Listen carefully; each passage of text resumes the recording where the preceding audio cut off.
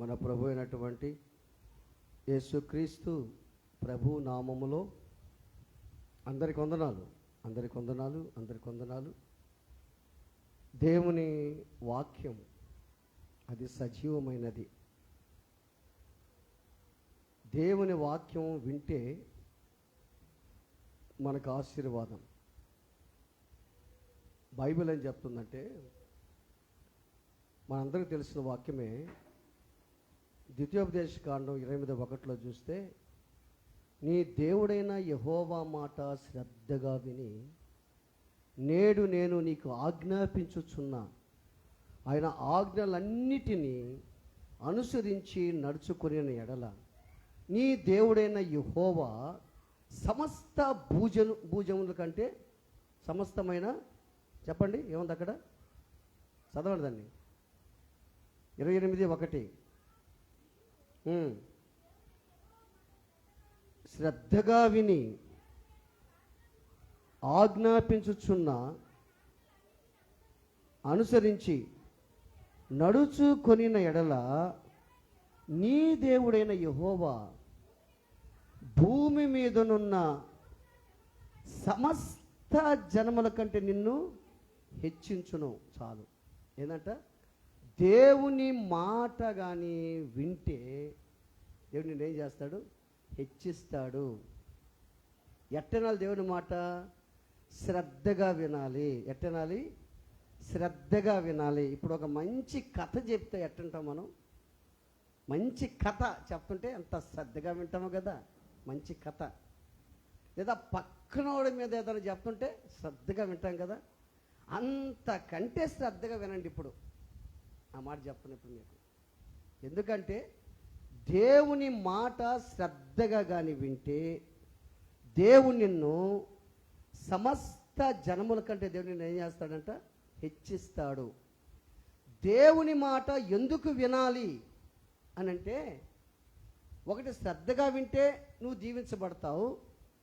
రెండోది దేవుని మాట ఎందుకు వినాలంటే దేవుని మాటలు పవిత్రమైనవి. దేవుని మాటలు ఏంది? పవిత్రమైనవి.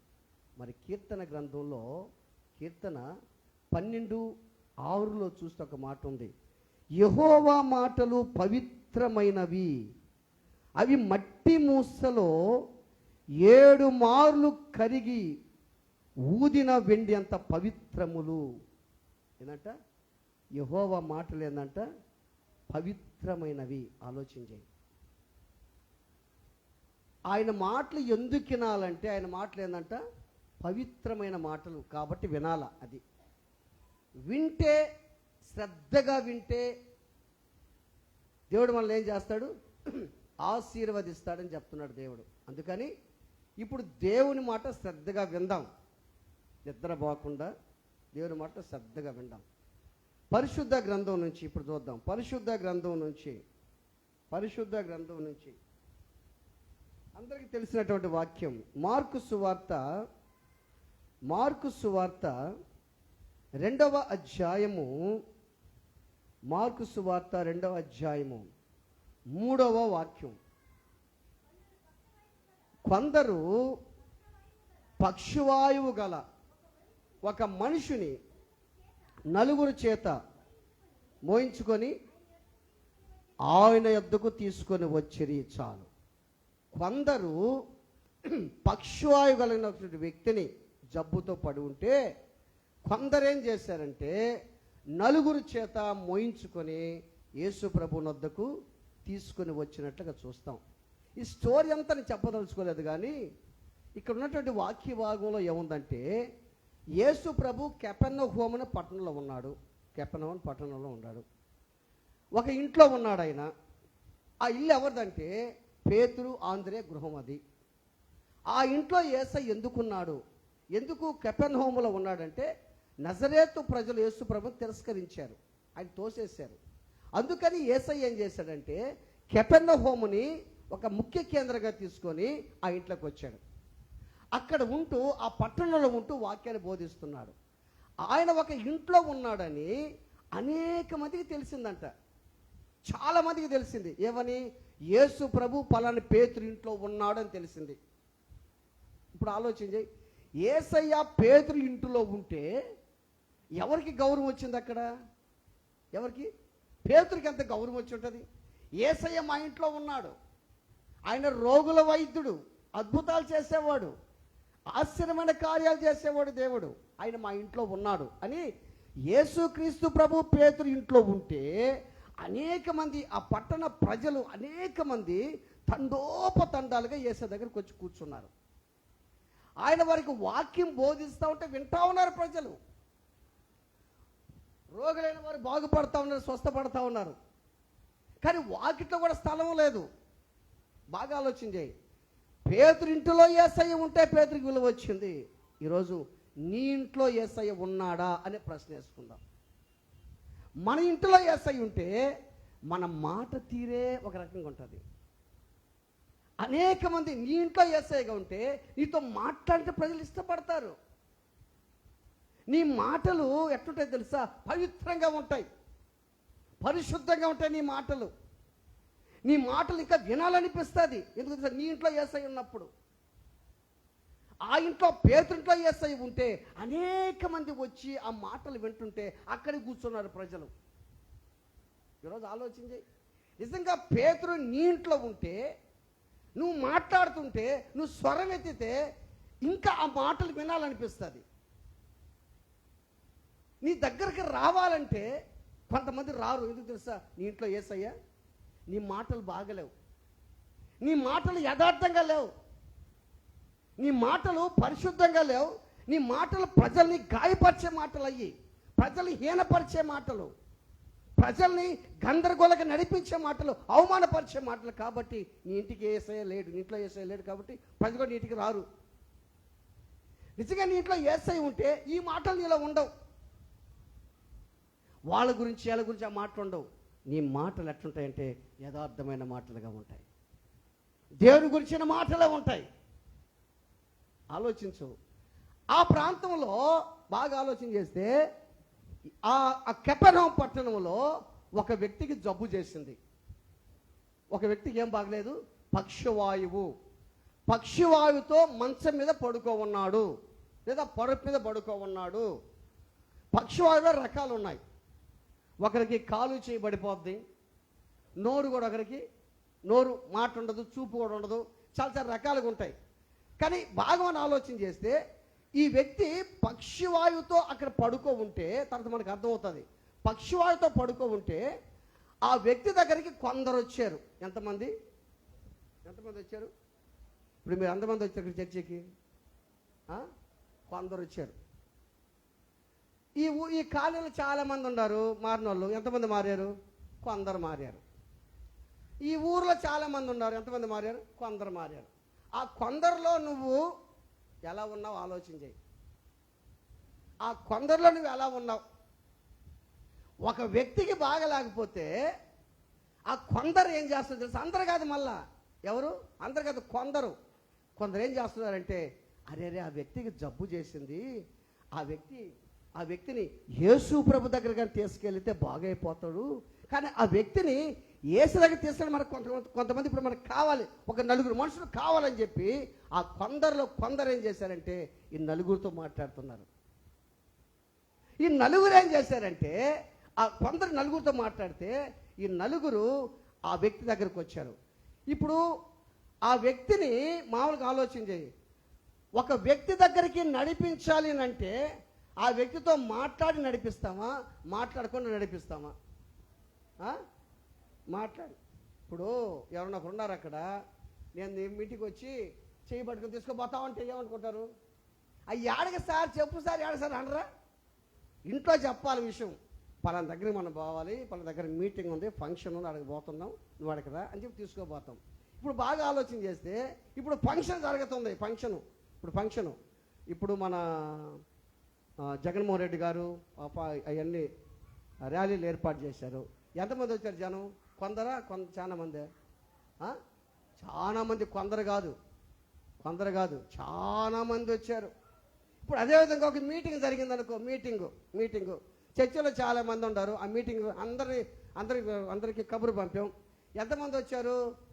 కొందరే వస్తున్నారు. మరి కొందరు ఆడికి పోతున్నారు? ఈ కొందరు ఎక్కడికి వెళ్తున్నారు? కొందరు ఎందుకు వస్తున్నారు? ఆ కొందరే యేసు ప్రభుని గుర్తెరిగిన వాళ్ళని అర్థం. Praise the Lord. కోత విస్తారమే కానీ పనివారు కొద్ది మంది ఉండారు. పిలువబడిన వారు అనేకులు, ఏర్పరచబడిన వారు కొద్ది మందే, కొంతమందే. చాలా మంది ఉన్నా కానీ ఆ కొందరిలో దేవుని ఆత్మ సంచారం చేస్తున్నాడు. Praise the lord. హల్లెలూయా.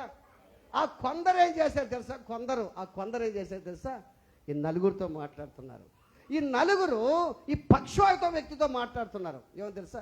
ఇదిగో ఆ కెపెర్నహూములో ఆ పేతురింటి కాడ యేసయ్య ఉన్నాడు. ఆ పేతురింటి కాడ యేసయ్య ఉన్నాడు. నువ్వు కానీ వస్తే ఖచ్చితంగా దేవుడు నిన్ను బాగు చేస్తాడు. ఆ నమ్మకం మాకుంది. బాగా గుర్తుపెట్టుకో.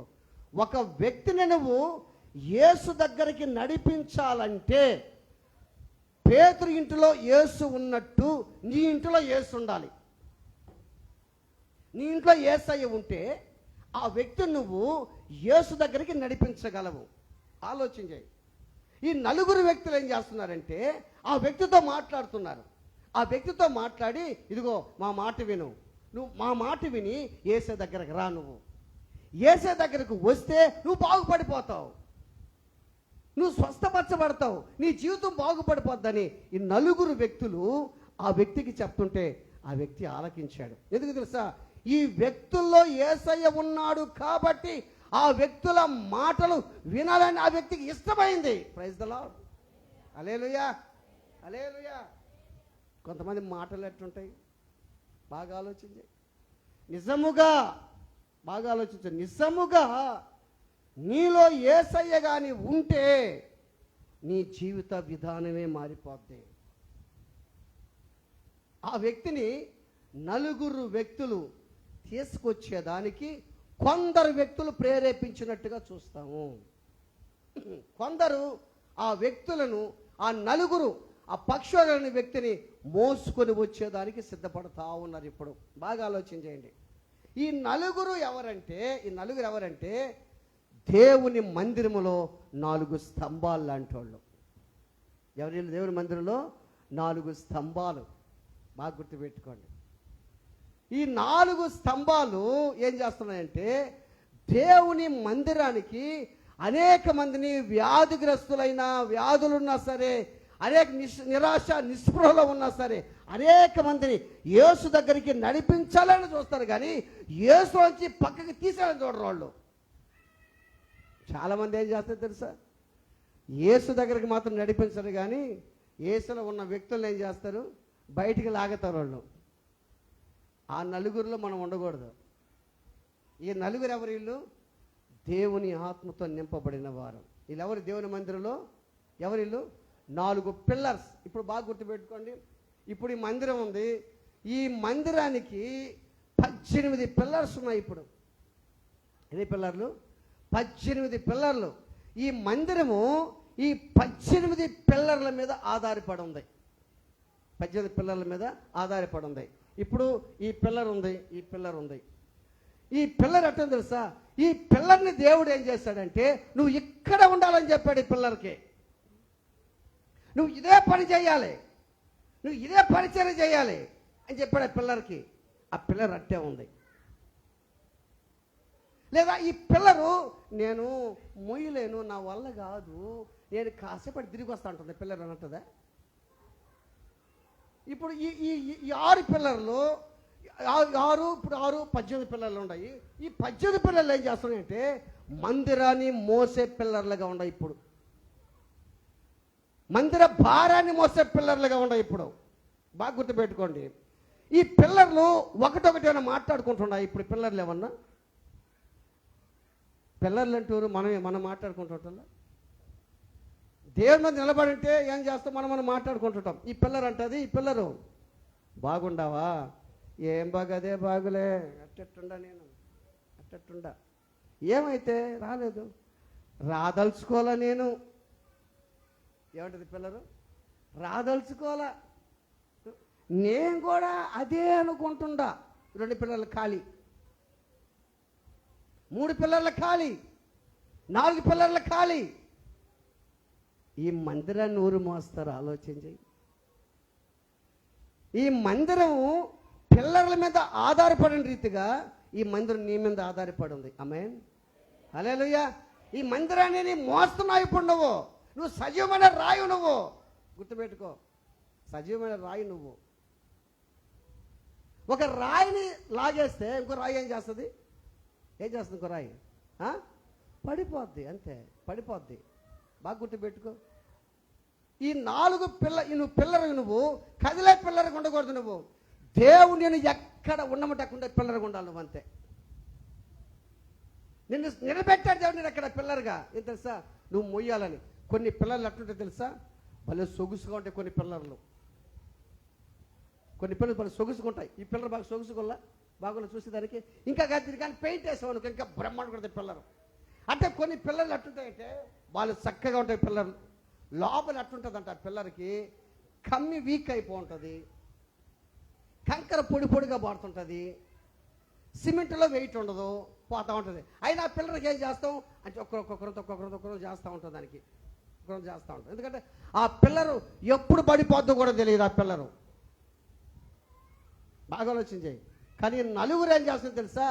క్రీస్తు దగ్గరికి నడిపించే పిల్లర్లుగా ఉండారు, క్రీస్తు దగ్గరికి నడిపించే స్తంభాలుగా ఉండారు. మరి నువ్వు ఎలా ఉండవు? నలుగురిలో ఒక స్తంభంగా ఉండవా? నువ్వు ఆలోచించి.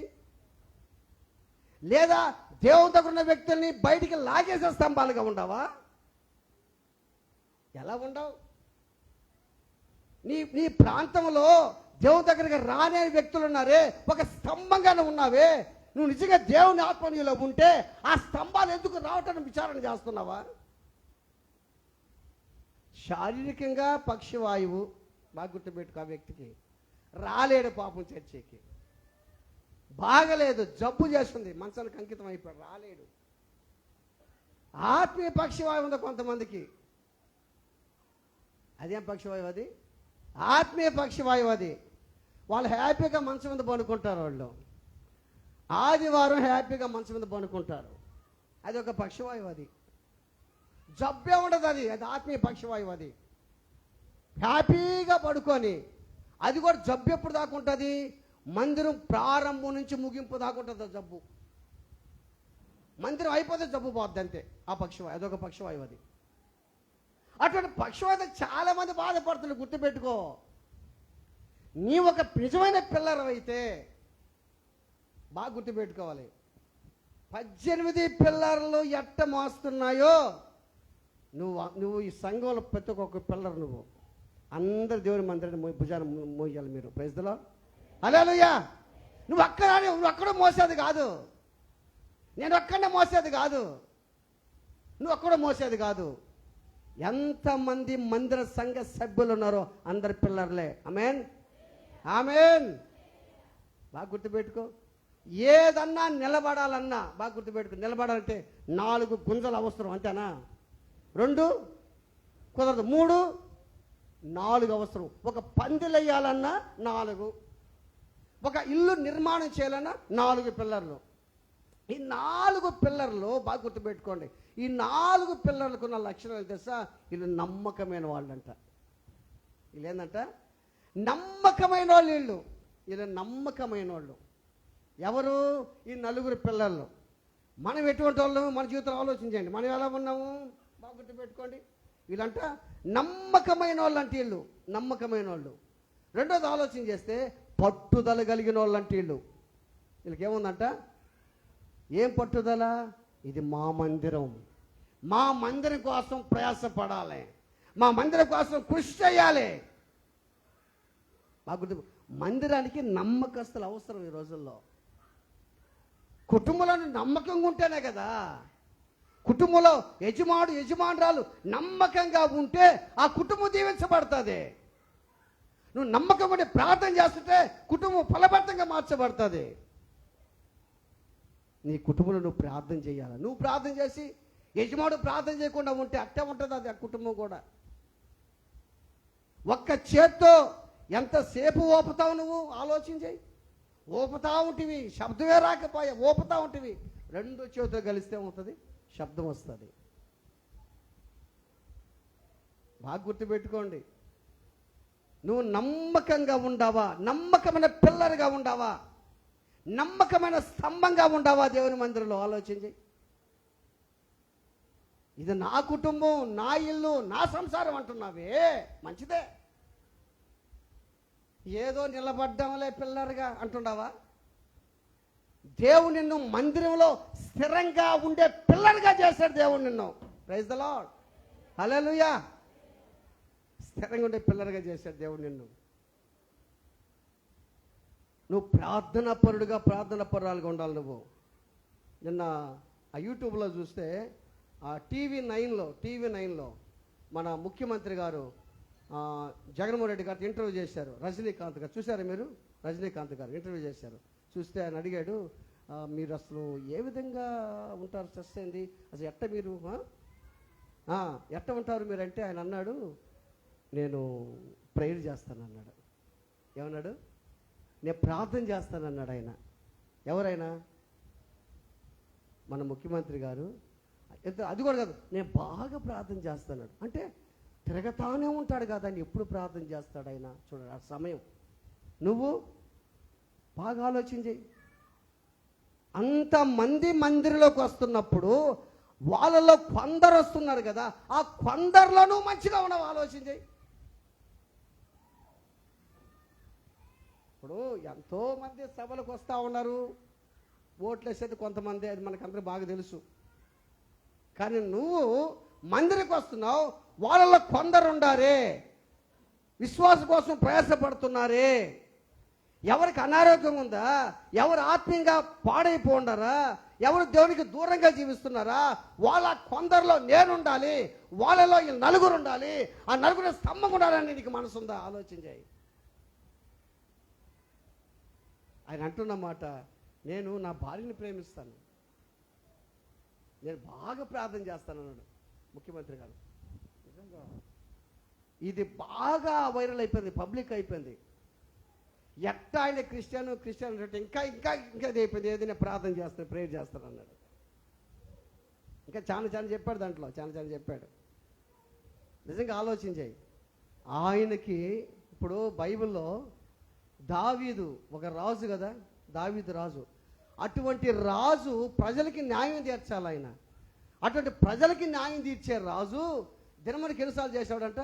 3 సార్లు చేసేవాడంట. ఉదయం, మధ్యాహ్నం, సాయంకాలం. అది ప్రార్థన. అదిగాక మరలా దినమునకు 7 మార్లు ఆయన న్యాయ విధులను బట్టి స్తుతించేవాడంట. రెండవది, దానియాలకు కూడా ఒక బాధ్యత ఇచ్చాడు ఆ రాజు. ఆ బాధ్యత ఉన్నా కానీ దినమునకు ఎన్నిసార్లు అంట? 3 మార్లు ప్రార్థన చేసేవాడంటమ్మా. ఎవరు? దానియేలు. దేవుని బిడ్డలారా ఆలోచించి, నమ్మకమైన వ్యక్తిగా ఉన్నావా నువ్వు మందిరానికి? ఒకసారి గుండె మీద చేసుకో. నీ కుటుంబానికి నువ్వు నమ్మకంగా ఉండవు కదా. నా సంసారము, ఆ ఇల్లు కట్టుకోవాలా, ఉద్యోగం కావాలా, వెహికల్స్ కావాలా, బండ్లు కొనాలి, మంచిది అన్నీ చేసుకోవాలి. నువ్వు మంచిదే అన్నీ చేసుకోవాలి. నా బిడ్డలు భవిష్యత్తు మంచిదే, ఉద్యోగం అన్నీ కావాలి. కానీ ఇది నా మందిరం. అందరిలో ఆ కొందరిలో నేను ఉండాలి. Praise the Lord. ఆ కొందరిలో నేను ఉండాలి, ఆ నలుగురిలో నేను ఉండాలి. ఆ నలుగురు ఆ వ్యక్తిని మంచం మీద తీసుకొని వస్తున్నారు. ఆ మంచం మీద తీసుకొని యేసు దగ్గరికి నడిపిస్తున్నారు. వీళ్ళకున్న లక్షణాలు నమ్మకమైన వారు. వీళ్ళు ఎవరంట? నమ్మకమైన వాళ్ళు. రెండోది ఏంటంట? పట్టుదల కలిగిన వాళ్ళు. ఎవరంటే వీళ్ళు? పట్టుదల కలిగిన వాళ్ళు అంట. మూడోది తెలుసా? విసుగు చెందేవాళ్ళు కాదు. విసుగు చెందేవాళ్ళు కాదు. అందుకే దేవుడు ఏం చెప్పాడు? విసుగాక నిత్యము ప్రార్థన చేయమన్నాడు దేవుడు. విసుగు చెందేవాళ్ళు కాదు. కష్టాలు వచ్చాయని, బాధలు వచ్చాయని, అవి తీరలేదని, ఆ సమస్యలు అట్టే ఉన్నాయని, ఆ శోధనలు అట్టే ఉన్నాయని, అవి దాటిపోలేదని, ఎంత ప్రార్థన చేసినా అవి అట్టే ఉంటున్నాయని విసుగు చెందేవాళ్ళు కాదు వీళ్ళు. నేను ప్రార్థన చేస్తా ఉన్నాను కదా, నేను ప్రార్థన చేస్తా ఉన్నా. ప్రభువా, ఎంతోమంది చర్చకు వచ్చే వాళ్ళు ఉన్నారు ప్రభువా, ప్రతి వారం తక్కువ వస్తున్నారు, ఏంది ప్రభువా అని బాగా ప్రార్థన చేస్తూ ఉంటే తక్కువ వస్తున్నారు. చేస్తాడు తక్కువ వస్తున్నారు. మొన్న రాత్రి నేను ఖచ్చితంగా దేవుడు లేపేస్తాడు, అట్లా లేపేస్తాడు. 3 గంటలప్పుడు ఒక కల వచ్చింది నాకు. అంటే దాన్ని చూసి 4:15 లేచేసా. నేను గాలం వేస్తే ఆ గాలము బాగా లాగింది. ఆ లాగేస్తే నేను లాగేలకే ఒకేసారి 4 చేపలు పడ్డాయి. విచిత్రంగా ఒక గాలం ఒక చేప ఎంత పడుతుంది, 4 చేపలు పడ్డాయి. 4 చేపలు పడితే మా పాస్టర్ కూడా పక్కనే ఉంది. 4 చేపలు పడితే 4 చేపల్లో ఒక చేప ఎట్టుందంటే అసలు అది చేపే కాదు, దాన్ని చేప అనాలనో దెయ్యం అనాలో కూడా తెలియటంలే. ఆ చేప అట్టుంది. ఆ పక్కన తీసి పక్కన పెడతాన్ని. ఆకారం బాగలేదు, చేపలాగా ఆకారం బాగా పక్కన పెట్టేశా. ఇంకో చేప అది పక్కన గెండిలాగా ఉంది. అది చేప. ఆ చేప ఎట్టుందంటే బాగా చిదిరిపోయి దాన్ని ఎవరో కొట్టి గాయపరిచి చిదురైపోయిన చేపగా ఉంది ఆ చేప. దాన్ని తీసి పక్కన పెట్టా. 2 చేపలు ఎట్టున్నాయంటే అంత తెల్లగుండాయి ఆ చేపలు. తెల్ల చేపలు. రెండోది అటు పెద్దవి కాదు, చిన్నవి కాదు, మధ్య రకంలో చేపలు ఉన్నాయి. నాకు నిజంగా చాలా సంతోషం వేసింది. ప్రభువా, 2 చేపలు బాగలేవు, కానీ ఈ 2 చేపలు తెల్ల చేపలయ్యా, సొగుసైన చేపలయ్యా. ఆ చేపలు ఎట్లున్నాయంటే ఆ చేపలు పట్టుకుంటుంటే అంత సొగుసుగా ఉన్నాయి చేపలు. అంటే పెద్దవి కాదు, చిన్నవి కాదు. మీకేమైనా అర్థమవుతుందా? అర్థమైండొచ్చు కూడా మీకు. నువ్వు ప్రార్థన చేస్తే, బాగా గుర్తుపెట్టుకో, నువ్వు ప్రార్థన చేస్తే దేవుడికి ఖచ్చితంగా ప్రత్యుత్తరం ఇస్తాడు. ఆలోచించు. ఈ మందిరాన్ని మోసే పిల్లరు నువ్వు, ఈ భారాన్ని మోసే, ఈ మందిరం మోసే ఈ పిల్లర్లు, ఈ పిల్లర్లు దాటిపోతే అట్టుంటుందమ్మా. ఈ 6 పిల్లర్లు ఉన్నాయనుకో, 6 పిల్లర్లు తొందరనుకో, 6 మాట్లాడుకున్నాయనుకో, మాట్లాడుకొని ఏంది ఈరోజు సంగతే, పోదామా వద్దా, పోదామా నిలబడదామా వద్దులే, వెనక్కి పోయాయి అనుకో పిల్లర్లు. అవి వెనక్కి పోయినాయి. ఈ మధ్యలో ముందుకు వచ్చాయి అనుకో, అవి వెనక్కి పోయానుకో ఏమైపోద్ది అప్పుడు? ఇదే సంఘాన్ని పాడు చేసేది ఎవరు? బాగా చెప్పాలి. సంఘాన్ని పాడు చేసేది సంఘమే. సంఘం అంటే ఎవరు? మనమే కదా. అందుకే సంఘాన్ని పాడు చేసేది సంఘమే. పిల్లరికి తొగ్గు పెట్టితే పిల్లరే, స్తంభానికి తొగ్గు పెడితే స్తంభమే. బాగా గుర్తుపెట్టుకో. ఫలాని స్తంభం ఎంత పరిశుద్ధంగా ఉంది అని నువ్వు అనుకుంటే నేనెత్తుకుంటూ కూడా అనుకోవాలి కదా. ఒక్కొక్క స్తంభాలు ఎంత బాగుండయ్యా. ఆ స్తంభాన్ని కదిలిస్తే దేవునికి స్తోత్రం అంటుండే. ఒక్కొక్క స్తంభం కదిలిస్తే సరిపోతుండయి. ఒక్కొక్క స్తంభాన్ని కదిలిస్తే దేవునికి స్తోత్రం, పాటలు పాడుతూ స్తుతిస్తా మహిమపరుస్తున్న స్తంభాలు. ఒక్కొక్క స్తంభం ఎట్టుందో తెలుసా? ఏందో ఆ స్తంభం. ఒకరు ఎట్టుంటారంటే ఊర్లో ఉన్నటువంటి సమస్య అంతా వాళ్ళ మీద పడ్డట్టుంటుంది. కొంతమందికి ఎట్టుంటుందంటే ఎవరికి లేవు కష్టాలు, వాళ్ళకే కష్టాలు, ఇంకెవరికి కష్టాలు లేవు. బాగా గుర్తుపెట్టుకో. తొందరపడబాకండి, సంతోషంగా ఉన్నారు, తొందరపడబాకండి. రోజుల దగ్గరికి వస్తుండే, ముంచుకు వస్తుండే, తొందరపడబాకండి. అందుకని నువ్వు పిల్లరుగా ఉండు, స్టాండర్డ్గా ఉండాలంటే పిల్లరుగా ఉండు. నువ్వు ఈ పిల్లర్ని దోషణ పడుతుంది. ఇది అంటే కొందరు ఉండరు. ఇప్పుడు కొందరు దోషణ పడరు, కొందరు దొయ్యబళ్ళ పడిపోతారు వాళ్ళు. కొందరు మనం దొయ్యబళ్ళ వాళ్ళు పడిపోతారు. హలో నువ్వు దొయ్యబళ్ళ నేనే పడిపోతా అంటారు వాళ్ళు. కొంతమంది ఎంతైనా ఏం దొయ్యాల? శ్రమలు, కష్టాలు, బాధలు, శోధనలు ఆ పిల్లర్ని కొట్టినా సరే, ఓ యోబనే పిల్లర్ని ఆ శ్రమలు కొట్టినా యోబనే పిల్లర్ పడిపోవాలా ఆ స్తంభం వల్ల. నువ్వు ఎట్టుండాలి తెలుసా? నువ్వు ఎట్టుండాలంటే 144 కీర్తన చూడండి. 144 కీర్తన 144 కీర్తన 12వ వాక్యం చదువు. 12వ వాక్యం 144:12. మా కుమారులు యవ్వన కాలమందు ఎట్టున్నారంటమ్మా?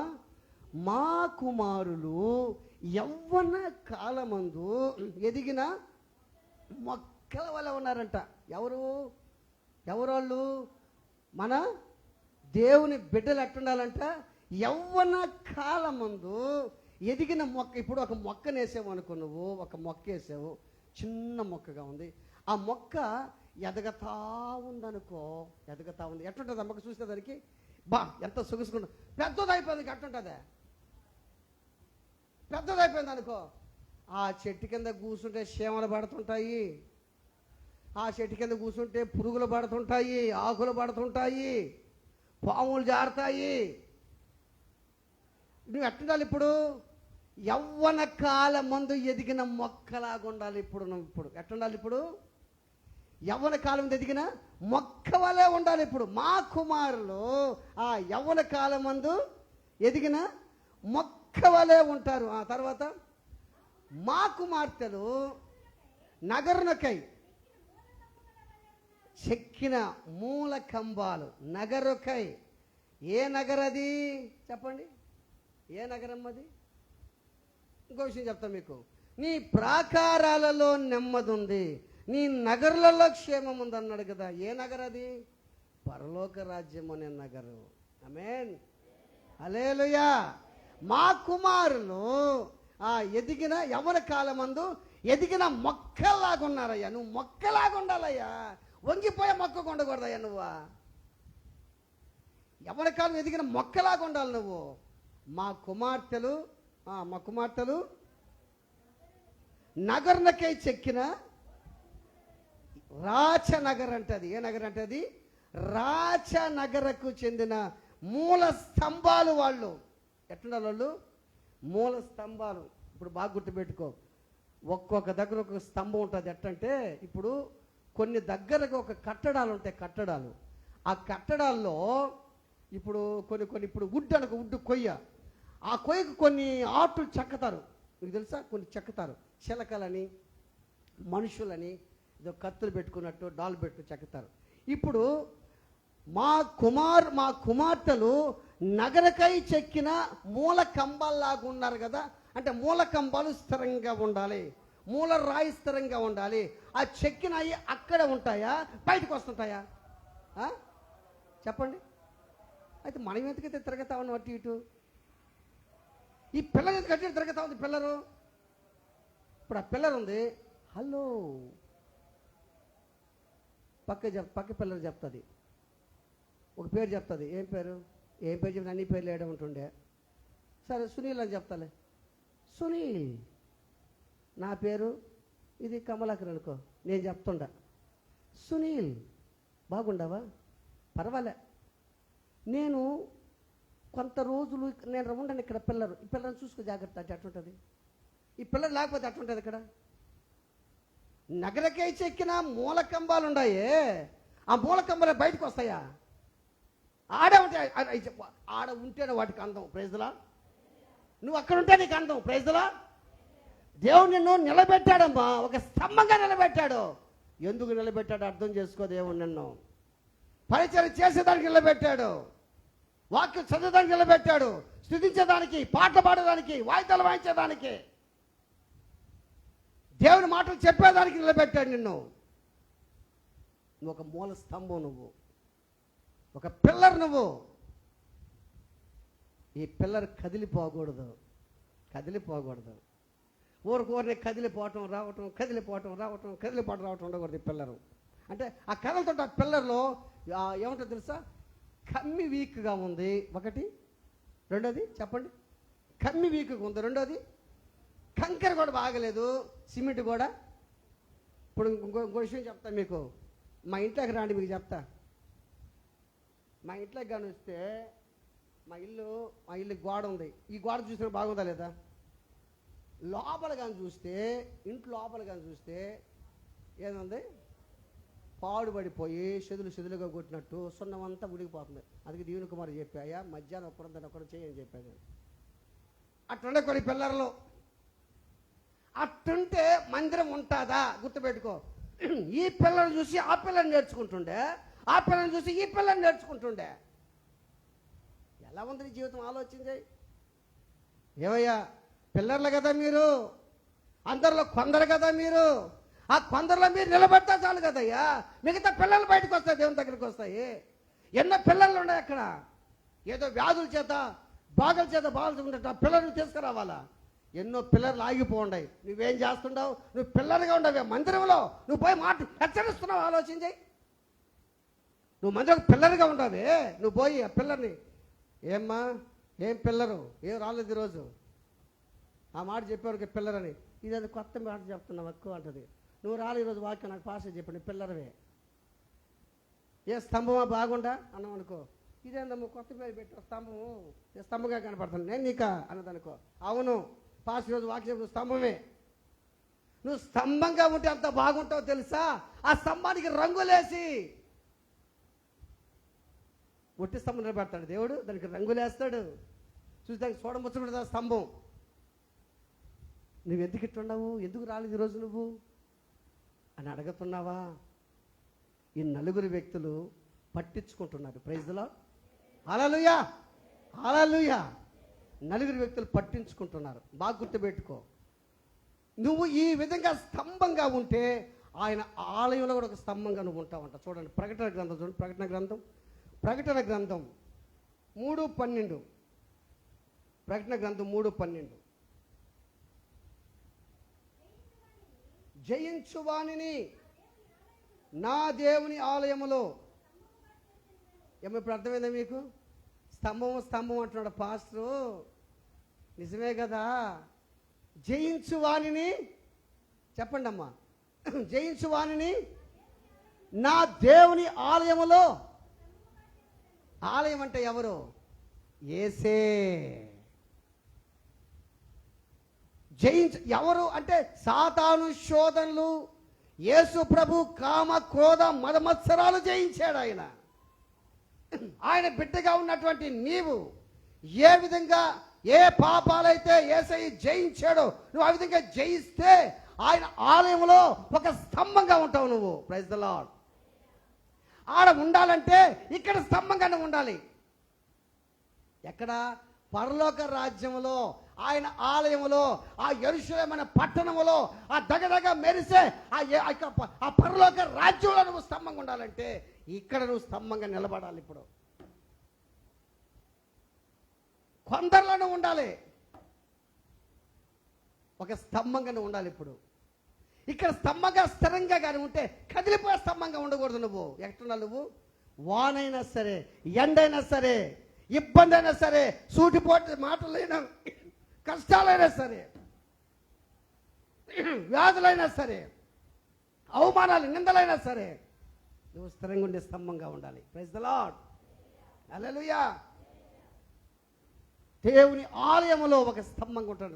చదవండి. జయించువాడిని అందులో నుండి ఇక మీదట ఎన్నటికి ఎవడు వాడంట? జయించేవాడు. ఇప్పుడు బాగా గుర్తుపెట్టుకోండి. ఎందుకున్నా పోతా వస్తున్నాం, మనం జయించలేకపోతున్నాం. సూటిపోటి మాటలు, కష్టాలు, బాధలు, శ్రమలు, శోధనలు ఈ జయించలేక ఈ పిల్లలను తీసుకుని వెళ్ళిపోతా ఉన్నాం. పోతా ఉంది పిల్లలు, కదిలిపోతా ఉంది పిల్లలు. మళ్ళా పిల్లలు వస్తుంది, మళ్ళా వస్తుంది. నువ్వు జయిస్తే నువ్వు పోలేవు. ఇకనా ఈ మందిలో స్థిరంగా ఉంటావు నువ్వు. ఆమేన్. ఇంకా చదువు. నా దేవుని పేరును యొద్ద నుండి నూతనమైన యెరూషలేమును, దేవుని పట్టణపు పేరు, క్రొత్త పేరు వారి మీద రాస్తాను. ఆయనకి వాక్యం అనే నామం పెట్టబడింది. మనకేం తెలుసు? మనకేం పేరు తెలుసా? దేవుని ప్రజలనే పేరు పెడతాడు దేవుడు మనకు. ఆమేన్. మనం ఎవరు అంటాం? మనం దేవుని ప్రజలము. ఇప్పుడు బాగా గుర్తుపెట్టుకో. నువ్వు జయిస్తే ఆయన మందిరంలో ఎట్లుంటావు? ఒక స్తంభంగా ఉంటావు. ఇప్పుడు నువ్వు స్తంభంగా ఉండాలని ఉందా లేదా ఆలోచించి. ఇది ఒకటి. రెండోది ఇంకో దానికి వద్దాం, చివరికి చెప్పిన ముగిచ్చేస్తా. కీర్తనలు 92వ అధ్యాయము 14వ వాక్యం. 92:14.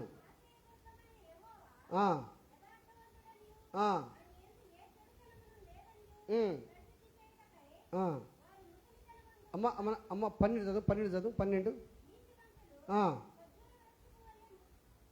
మోవేదురు లెబానోను వృక్షము వలె ఎదుగుదురు. ఇప్పుడు బాగా, యెహోవా మందిరములో నాటబడిన వారై ఆవరణలో ఏందంట, నువ్వు దేవుని మందిరములో నాటబడితే ఏం చేస్తావు? నువ్వు వర్ధిల్లుతావు. బాగా గుర్తుపెట్టుకో. ఇక్కడ జయిస్తే స్తంభంగా ఉంటావు దేవుని ఆలయంలో. ఇక్కడ మందిరంలో నాటబడితే ఎట్టుంటావు? నువ్వు అభివృద్ధి చెందుతావు, దీవించబడతావు. ఇక్కడ కొన్ని చెట్లు చెప్పాడు. నీతిమంతులు ఖర్జూర వృక్షం వలె. ఈ నీతిమంతులకు సాదృశ్యం ఖర్జూర వృక్షం. తర్వాత ఇంకా చెప్పండి, ఇంకేమన్నా చెట్లు దేవదారు వృక్షాలు, ఇంకా ద్రాక్ష చెట్టు, ఇంకా ఒలీవ చెట్టు. ఇవన్నీ ఏంటంట నీతిమంతులకి సాదృశ్యాలు. అందుకే దేవుడు తెలుసా, నీ భోజనపు బల్ల చుట్టూ నీ పిల్లలు ఎట్టుంటారంట? ఎందుకు పోల్చాడు ఒలీవ మొక్కలకి? నీ భోజనపు బల్ల చుట్టూ నీ పిల్లలు ఒలీవ మొక్కల్లాగా ఉంటారని దేవుడికి చెప్పాడు తెలుసా. ఒలీవ చెట్టుకున్న సౌందర్యం ఏ చెట్టుకు లేదు. ఒకటి. నెంబర్ 2 ఏంటంటే, ఒలీవ చెట్టుకి ఆయుష్ ఎక్కువ అంట. ఆయుష్ ఎక్కువ చెట్టుకి. ఏ చెట్టు అయినా బాధలుగా, ఆ చెట్టు మాత్రం ఆయుష్ ఎక్కువ చెట్టుకి. అందుకు పోల్చే మన పిల్లల్ని ఆ చెట్టుకు పోల్చాడు దేవుడు. మన పిల్లలు దేవుని మాట వినకుండా ఆత్మీయంగా చచ్చిపోతున్నారు. మన పిల్లలు దేవుడికి లోపడకుండా ఆత్మీయంగా చచ్చిపోతూ ఉన్నారు. శారీరకంగా ఉన్నారు, ఆత్మీయంగా చచ్చిపోతున్నారు వాళ్ళు. బాగా గుర్తుపెట్టుకో. నువ్వు నిజంగా కానీ జయిస్తే, నువ్వు చెడుని సాతాను శోధనలు జయిస్తే ఆయన ఆలయంలో ఒక స్తంభంగా ఉంటావు. ఇక్కడ ఒక స్తంభంగా నిలబడితేనే రేపు అక్కడ స్తంభంగా ఉండగలవు. నువ్వు ఆస్వాదించబడాలంటే ఆయన మందిరములో ఒక చెట్టుగా నువ్వు నాటబడాలి. ఇక్కడ నువ్వు వృద్ధి చెందుతావు. మన చదువు 13 వచ్చిన అనుకుంటావు. యెహోవా మందిరములో నాటబడిన వారై, యెహోవా మందిరములో నాటబడిన వారై మన దేవుని ఆవరణములో వర్ధిల్లుదురు. నువ్వు ఆయన మందిరంలో నాటబడాలి. ఆలోచించి, ఎన్నిసార్లు నాటబడతావు?